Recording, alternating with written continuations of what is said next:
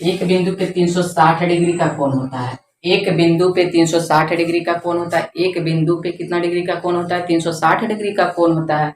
एक बिंदु से अनंत रेखा खींची जा सकती है, बताए थे। एक बिंदु है, इससे अनंत रेखा खींची जा सकती है, इससे अनंत रेखा गुजारी जा सकती है।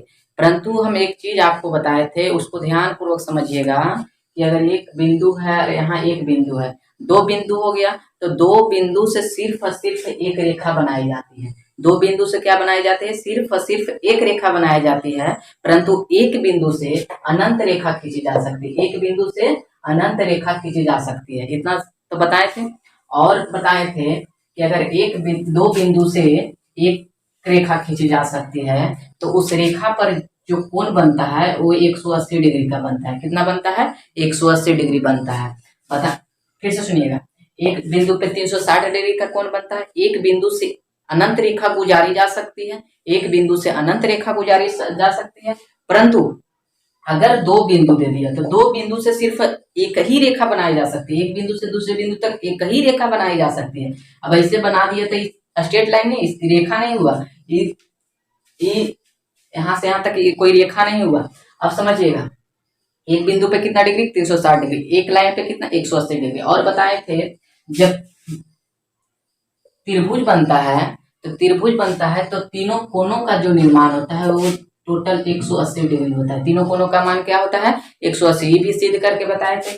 दूसरा क्या बताए थे? दूसरा बताए थे अगर एक त्रिभुज बनता है तो इसका बाह्य कोण का जो मान होता है दो अंत अभिमुख कोण के बराबर होता है, ये भी बताए थे। तीसरा बताए थे एक स्टार है, एक स्टार पर जो ये सब कोण बनता है, एक कोण, दो कोण, तीन कोण, चार कोण, पांच कोण बनता है, ये पांचों कोणों का मान 180 डिग्री के बराबर होता है। ये भी कैसे होता है ये भी आपको बताए थे। अब आप ध्यान से देखिएगा, आगे बात बताते हैं। सबसे पहले एक बात को समझिएगा, एक तो त्रिभुज है, तो त्रिभुज है तो कुछ भी भुजा दे देंगे तो क्या ये हमारा त्रिभुज कहलाएगा? नहीं कहलाएगा। इसका भी नियम है। क्या नियम है वो आप देखिएगा। जैसे ए बी सी कोई त्रिभुज है, ए बी सी कोई त्रिभुज है, इसका फर्स्ट रूल क्या है? फर्स्ट रूल है दो भुजाओं का योग तीसरी भुजा से हमेशा बड़ी होती है। दो भुजाओं का योग तीसरी भुजा से हमेशा बड़ी होती है। दो भुजाओं का, जैसे सी के सामने सी भुजा दे दिए, ए के सामने ए भुजा दे दिए, बी के सामने बी भुजा दे दिए। इतना तो आप समझ लें, इतना में तो आपको कोई प्रॉब्लम नहीं होगा। फिलहाल समझिएगा, इसका बोले दो भुजाओं का योग तीसरी भुजा से हमेशा बड़ी होती है। दो भुजाओं का योग तीसरी भुजा से हमेशा बड़ी होती है। तो कहने का मतलब हुआ यदि ए प्लस बी दे दिए, ये दोनों भुजा को अगर जोड़ दिए तो तीसरी भुजा से बड़ी हो जाएगी। तीसरी भुजा से क्या हो जाएगी? बड़ी हो जाएगी। अगर ये दोनों भुजा के जोड़ दिए, सी प्लस बी जोड़ दिए, तो ए से बड़ा हो जाएगा। क्या होगा? ए से बड़ा हो जाएगा। अगर अब इस ए प्लस सी भुजा को जोड़ें तो ये बी से बड़ा हो जाएगा। क्या जी हो जाएगा? पहला नियम क्या बोले हैं कि दो भुजाओं का योग तीसरी भुजा से बड़ी होगी। इतना समझ गए। फिर हम एक त्रिभुज लिए, इतना तो समझ गए। दो भुजाओं का योग तीसरी भुजा से बड़ी होती है, इतना मिटा दे। इतना में तो आपको कोई प्रॉब्लम नहीं है। अब देखिएगा दूसरा नियम क्या बोलता है। दूसरा नियम बोलता है दो भुजाओं का अंतर तीसरी भुजा से हमेशा छोटी होती है। दो भुजाओं का अंतर तीसरी भुजा से हमेशा छोटी होती है। फिर देखिएगा, अगर a माइनस बी है, क्या चीज बोले? a माइनस बी है तो तीसरी भुजा से हमेशा छोटी होगी। तीसरी भुजा से हमेशा क्या होगी? छोटी होगी। तीसरी भुजा से हमेशा क्या होगी? छोटी होगी। तीसरी भुजा से हमेशा क्या होगी? यानी तीसरी भुजा हमेशा बड़ी होगी। तीसरी भुजा हमेशा बड़ी होगी। यदि a माइनस बी दे दिया, यदि c माइनस दे दिया, c माइनस अगर a दे दिया तो ये हो जाएगा b। फिर अगर दे दिया b माइनस सी दे दिया, क्या दे दिया? b माइनस सी दे दिया तो ये बड़ी हो जाएगा, ए से बड़ी होगा। इतना आप गौर कीजिएगा। क्या कीजिएगा? सबसे पहला बताए हैं दो भुजाओं का योग तीसरी भुजा से बड़ी होती है, परंतु दो भुजाओं का अंतर तीसरी भुजा से हमेशा छोटी होती है। तीसरी भुजा से हमेशा छोटी होती है। अब देखिए सब एग्जाम्पल हम एक साथ बताएंगे। एग्जाम्पल बताने का क्वेश्चन है, फिलहाल एक तो देख लीजिएगा। जिससे यहाँ दे दिया 3 4 5 दे दिया। क्या दे दिया? 3 4 5, तो 4 और 3 7 हो गया। ये दोनों को जोड़े तो क्या ये बड़ा हो जाएगा? ये बड़ा है तो क्या ये सही हुआ? अब देखिए दो भुजाओं का अंतर, तो दो भुजाओं का 3 माइनस 4, क्या ये बड़ा है? तो 3 माइनस 1 5, क्या ये बड़ा है? समझ रहे हैं? ये बड़ा है। अंतर दे दिया तो ये बड़ा, अगर जोड़ दे दिया तो यही दोनों बड़ा। जोड़ दे दिया तो जोड़ेंगे तो ऐसा हो जोड़ेंगे तो हो जाएगा। वो आगे चल के आपको सब समझ में आएगा। फिलहाल आप यहाँ गौर कीजिएगा, इतना तो समझिए, इतना में तो आपको कोई प्रॉब्लम किसी प्रकार के नहीं है। तो चलिए अब हम आते हैं त्रिभुज के प्रकार में। क्या चीज में? त्रिभुज है, ये कोई त्रिभुज है, तो त्रिभुज का जो प्रकार होता है, क्या चीज होता है? प्रकार होता है। तो सबसे अकॉर्डिंग टू साइड देखिएगा, यानी भुजा के अनुसार से, क्या चीज से? भुजा के भुजा के अनुसार, यहाँ दीजिएगा कोण के अनुसार। क्या चीज? कोण के अनुसार। सबसे पहला हम लिखे भुजा के अनुसार, और फिर दूसरा लिए कोण के अनुसार। तो भुजा के अनुसार सबसे पहला होता है इक्विलैटरल ट्रायंगल, यानी कि समबाहु त्रिभुज। कौन सा त्रिभुज? समबाहु त्रिभुज, इक्विलैटरल ट्रायंगल। दूसरा होता है आइसोसेलेस ट्रायंगल, यानी कि समद्विबाहु त्रिभुज। क्या होता है? समद्विबाहु त्रिभुज। तीसरा भुजा क्या होता है? विषमबाहु त्रिभुज। क्या चीज हो गया? विषमबाहु त्रिभुज। अब देखिएगा पहला है, अब देखिए कोण के विचार से, तो कोण के विचार से भी तीन भुजा होता है। कोण के विचार से सबसे पहला हम लिखते हैं न्यून कोण त्रिभुज। कौन सा त्रिभुज? न्यून कोण त्रिभुज में आते हैं। दूसरा आते हैं समकोण त्रिभुज, जिसको राइट एंगल कहते हैं, समकोण त्रिभुज। तीसरा हो गया अधिक कोण त्रिभुज। क्या हुआ? अधिक कोण त्रिभुज। सबसे पहला एक्यूट एंगल, राइट एंगल, और ये हो गया एक्यूज एंगल, यानी न्यून कोण त्रिभुज, समकोण त्रिभुज, अधिक कोण त्रिभुज। इतना तो आप समझ रहे हैं। अब समझिएगा बारी बारी से, समबाहु त्रिभुज किसे कहते हैं? समद्विबाहु त्रिभुज किसे कहते हैं? विषमबाहु त्रिभुज किसे कहते हैं? तीसरा आप समझिएगा, दूसरा कोण के अनुसार न्यून कोण त्रिभुज, समकोण त्रिभुज, अधिक कोण त्रिभुज। पीछे बताए थे दो भुजाओं का योग तीसरी भुजा से हमेशा बड़ी होती है, दो भुजाओं के अंतर तीसरी भुजा से हमेशा छोटी होती है। इतना तो आप समझ गए। इतना में आपको कोई दिक्कत है किसी प्रकार को बताइएगा। फिर आगे देखिए, इतना उतार लिए तो अब देखिए सबसे पहले यहाँ आते हैं हम, सबसे पहले समबाहु में, समबाहु त्रिभुज। दूसरा हम लिखते हैं समद्विबाहु त्रिभुज। तीसरा हम लिखते हैं विषमबाहु, विषमबाहु। सबसे पहला समबाहु त्रिभुज में समझते हैं। समबाहु त्रिभुज की विशेषता क्या होता है? तो समबाहु त्रिभुज का सबसे पहले फिगर बनाते हैं, जिसका सभी भुजा आपस में बराबर हो, वो समबाहु त्रिभुज कहलाते हैं। सी के सामने सी, बी के सामने बी, ए के सामने ए। एकदम हमेशा ध्यान रखिए। इसमें क्या है समबाहु त्रिभुज की विशेषता?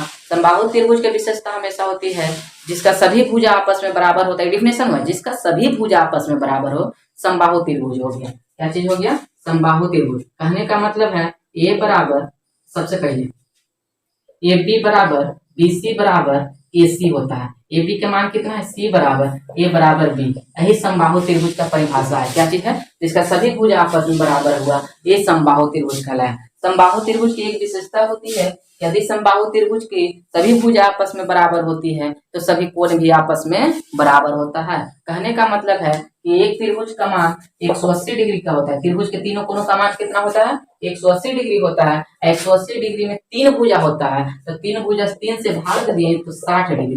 और सभी भुजा आपस में बराबर है तो सभी कोण भी आपस में बराबर होता है। तो इसका विशेषता क्या निकल के आया कि सभी कोण आपस में बराबर होते हैं, यानी कि कहने का मतलब हुआ समबाहु त्रिभुज का प्रत्येक कोण का मान 60 डिग्री के बराबर होता है। कितना डिग्री के बराबर होता है? तो यहाँ आप लिखिएगा, ये तो समझ गया।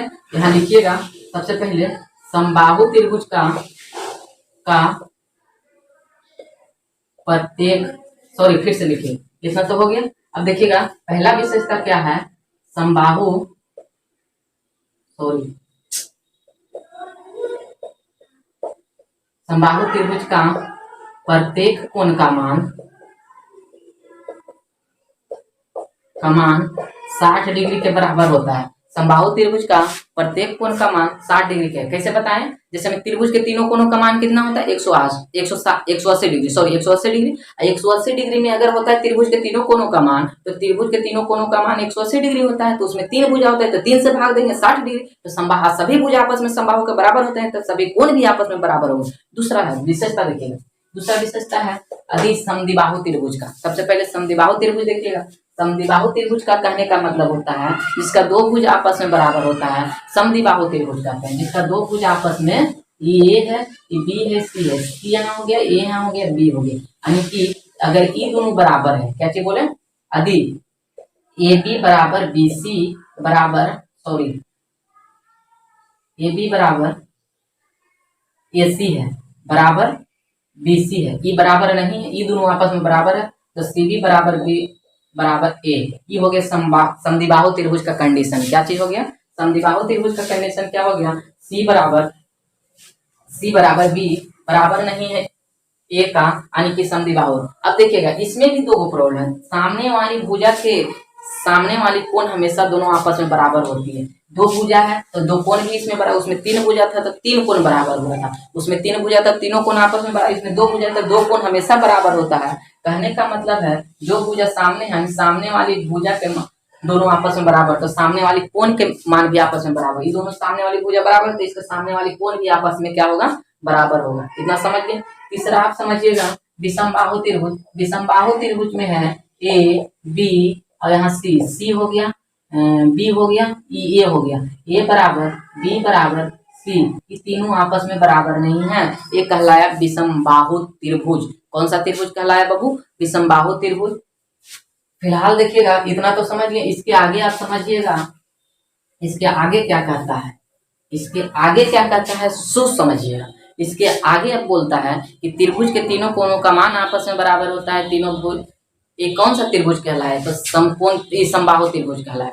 अब देखिएगा कोण के विचार से, तो कोण के विचार से त्रिभुज भी तीन प्रकार के होता है। कितना प्रकार के होता है? तीन प्रकार के, वो भी बताए हैं। सबसे पहले लिखते हैं समकोण त्रिभुज। कौन सा त्रिभुज?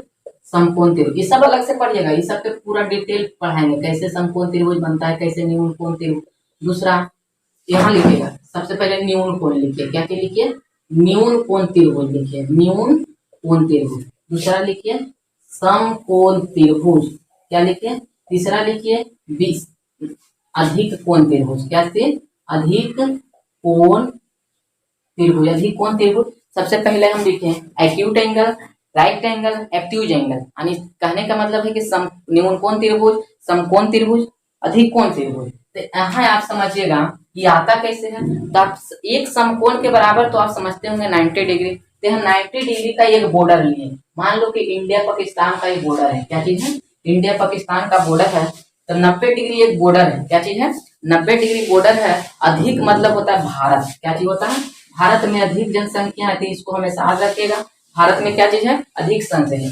ये 90 डिग्री है जो बॉर्डर है। क्या चीज बोले? ये 90 डिग्री को आप बॉर्डर मानिएगा तो कभी आप न्यून कोण, अधिक कोण और समकोण में कभी कंफ्यूजन नहीं होगा। इसका परिभाषा भी कोई पूछेगा तो आप एकदम सिंपल से बताइएगा। और बहुत चीज इसमें है, जैसे भारत की जनसंख्या तो अधिक है, भारत शक्तिशाली है, इसमें हमेशा ध्यान देना है। तो 90 में इसको जोड़ देंगे तो एकदम शक्तिशाली हो जाएगा। क्या चीज हो जाएगा? शक्तिशाली हो। और 90 में से कम हो जाएगा तो ये न्यून कोण कहलाएगा। क्या चीज हो गया? ये न्यून कोण हो गया। तो ये पाकिस्तान है, पाकिस्तान है। क्या चीज है? पाकिस्तान है। यानी 90 डिग्री का बॉर्डर हम ले लिए। अगर प्लस में है तो भारत को समझिएगा अधिक कोण और इसका समझिएगा न्यून कोण। ये तो समझने के लिए, इससे हमको कोई मतलब नहीं है। यानी कहने का मतलब है 90 डिग्री से छोटा, 90 डिग्री से छोटा, 0 डिग्री से बड़ा, 90 डिग्री से छोटा, 0 डिग्री से बड़ा, 90 डिग्री से छोटा, वो कहलाए न्यून कोण त्रिभुज। कौन सा त्रिभुज? न्यून कोण त्रिभुज। इतना समझ गए। अब देखिएगा समकोण का मतलब तो समझते हैं 90 डिग्री, जिसका एक कोण का मान 90 डिग्री के बराबर हो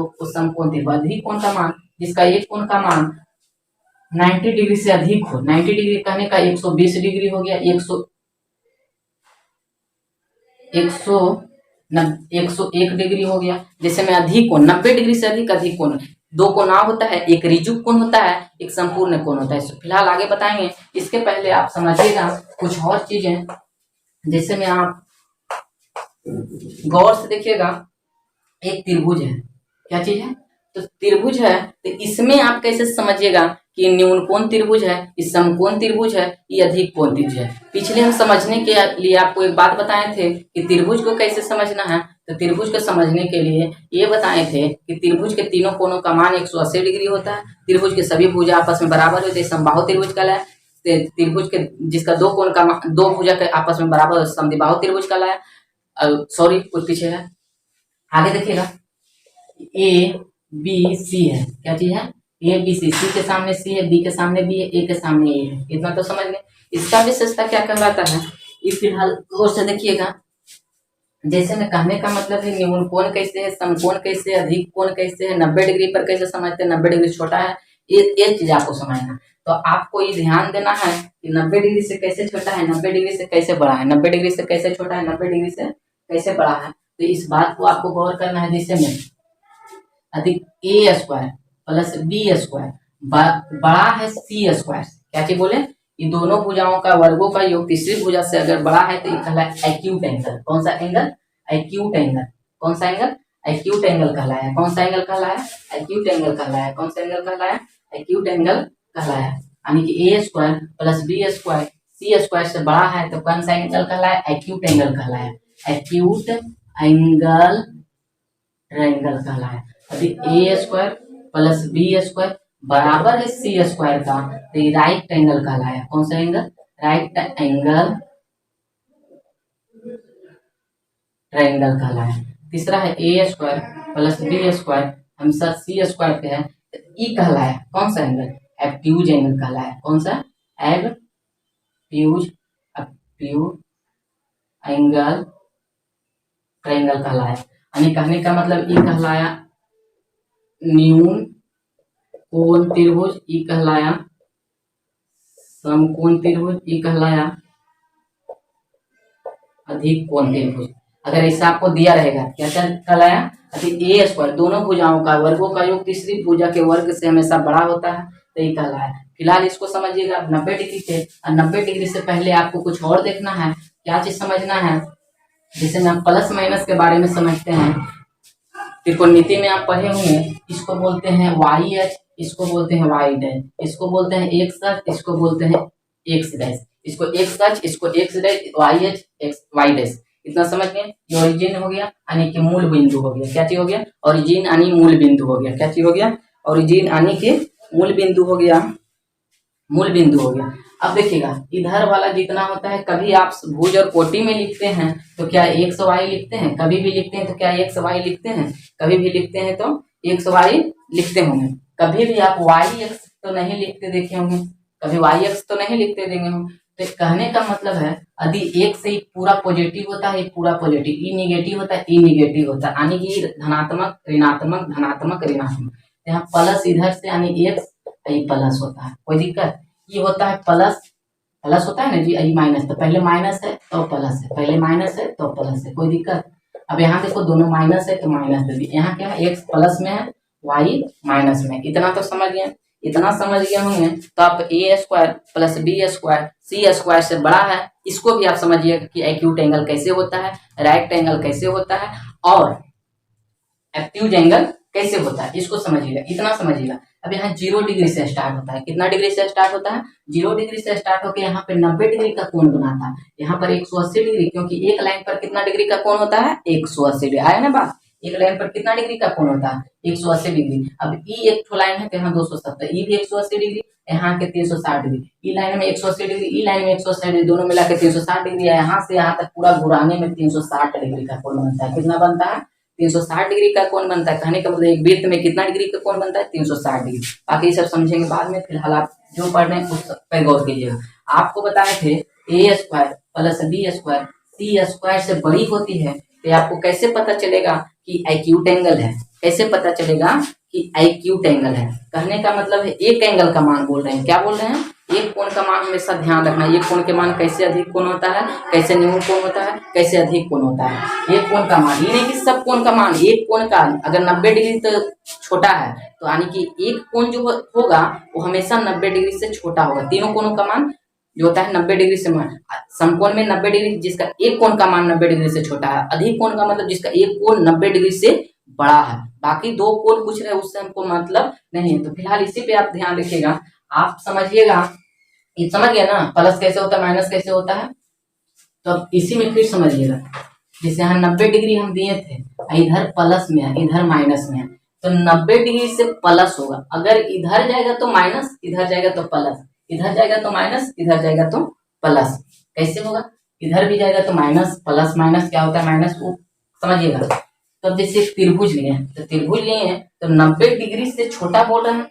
यहाँ समझिएगा 90 डिग्री से क्या बोल रहा है, छोटा बोल रहा है। 90 डिग्री से क्या बोल रहा है, छोटा बोल रहा है। और 90 डिग्री से बड़ा बोल रहा है। तो इसको समझने के लिए आपको एक फार्मूला याद करना पड़ेगा, वो आप जानते होंगे, कोसाइन फार्मूला।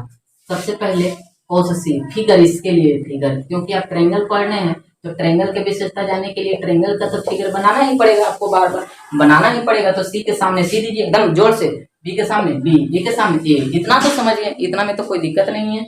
अब देखिए कोसाइन फार्मूला क्या करता है, सबसे पहले कॉस ए के बारे में जानिए। क्या चीज? कॉस ए के बारे में आप कैसे निकालिएगा? तो कॉस ए का फार्मूला होता है, जिसके बारे में पूछा उसको बीच में एकदम रखिए। क्या चीज? इसके बारे में, पहला का स्क्वायर प्लस दूसरा का स्क्वायर माइनस, ये पूछ रहा है ना इसको, माइनस ए का स्क्वायर बटा 2ab। क्या बोले?